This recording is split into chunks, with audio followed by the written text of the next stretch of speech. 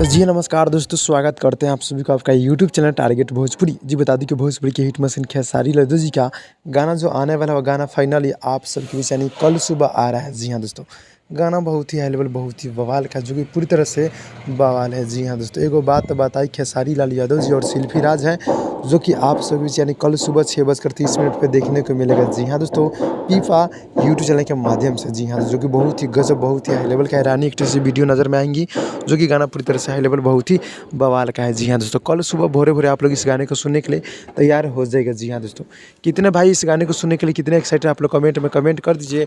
गाना बहुत ही high level, बहुत ही बवाल का। आज़ाद सिंह जी गीत को लिखे हैं और विशाल सिंह जी का म्यूजिक है। गाना बहुत ही हाई लेवल, बहुत ही बवाल का है। जी हाँ दोस्तों, एगो बात बताई, रानी एक्ट्रेस जी नज़र आने वाली है, जिसका ऑफिशियल टीजर भी आउट कर दिया गया। फाइनली कल सुबह फुल वीडियो सॉन्ग देखने और सुनने को मिलने वाला है। जी हाँ दोस्तों, तो फाइनली दोस्तों छोटा सा अपडेट था, अच्छा लगा तो लाइक कीजिएगा। मिलते हैं अगले वीडियो में, तब तक के लिए धन्यवाद दोस्तों।